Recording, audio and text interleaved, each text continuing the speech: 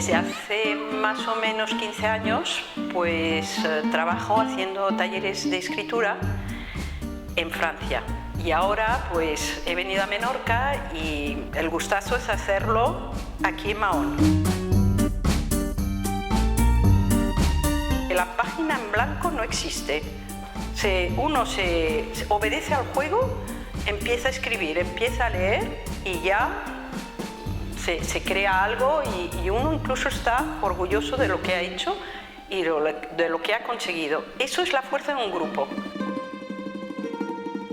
Los beneficios de estos talleres tienen el fin de ayudar a proyectos humanitarios y va siempre para pagar a un profesor de un orfelinato, de un campo de refugiados sirios, en fin, no son beneficios inmensos, pero se puede ayudar a que algunos niños puedan aprender a leer y a escribir justamente.